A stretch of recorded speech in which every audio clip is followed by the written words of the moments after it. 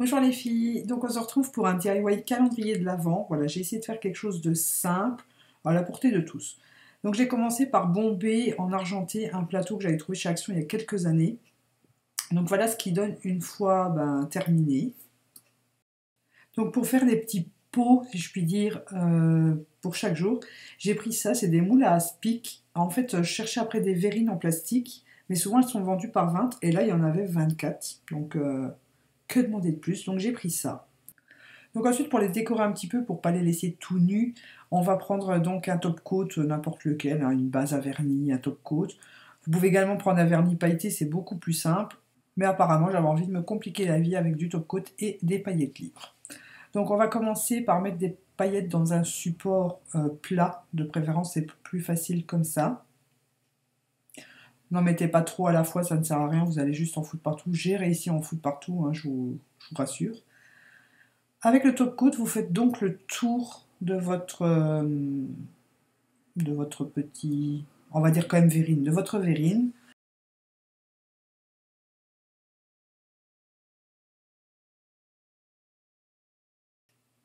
Et après, il vous suffit tout simplement d'écraser la partie où vous avez mis du vernis transparent sur les paillettes qui sont dans le petit plat. Donc n'hésitez pas à en mettre un peu plus, j'ai mis un peu plus de top coat sur les suivants, vous verrez que c'est beaucoup plus joli.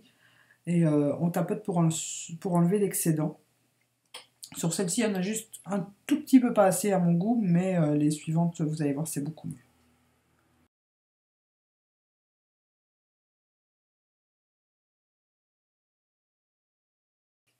Et voilà pour le premier. Après, vous n'avez plus qu'à opérer ça avec les 23 restantes.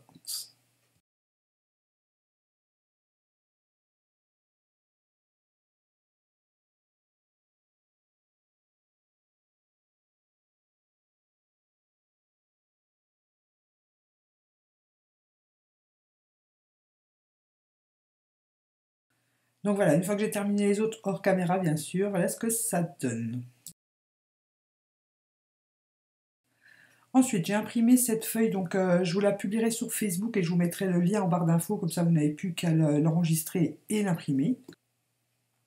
Et donc on va découper tout ça maintenant.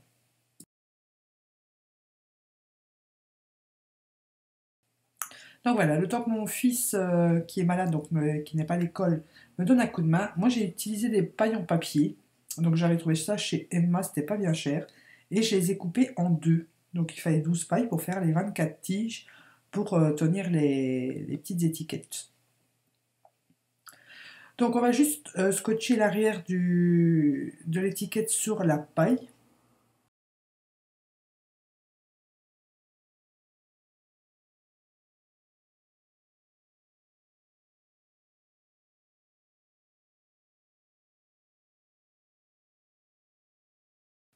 Et bien sûr, il faut faire ça encore 23 fois.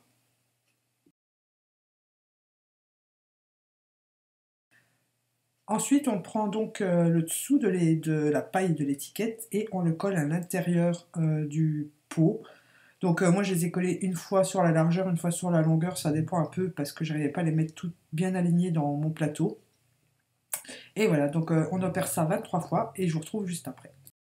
Et voilà, une fois que ça c'est terminé, eh bien, on n'a plus qu'à remplir avec des friandises. Alors, c'est comme vous préférez, soit vous les mettez dans l'ordre, soit dans le désordre. Moi, je les ai mis dans le désordre parce que ça amusera plus le petit de les trouver. Donc ensuite, on remplit avec des friandises au choix, des bonbons, des gâteaux, des fruits si vous voulez, hein, des amandes. Moi, j'ai pris vraiment des petites choses. Donc non, je ne suis pas sponsorisée par Ferrero et Kinder, je vous rassure. Donc j'ai commencé avec les Ferrero Rocher, mais vous avez remarqué que j'ai dû calculer parce qu'il y a certains jours où, comme mon fils est en internat, ça ne servait à rien de le laisser dans le petit pot. Donc comme ça, lui, il les aura tous d'un coup parce que ça m'étonnerait qu'il attende pour les manger un par jour.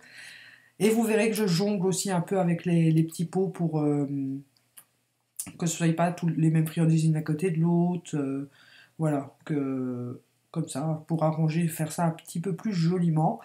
Et voilà, je vous laisse regarder comment j'ai procédé. Et je vous répète que je ne suis pas en partenariat avec Kinder et Ferrero.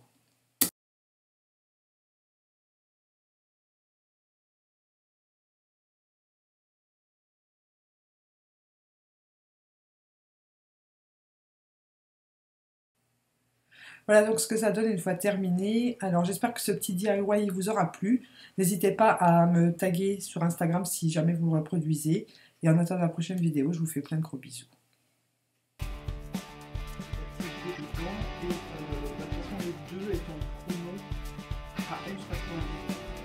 Donc ça c'est le genre de truc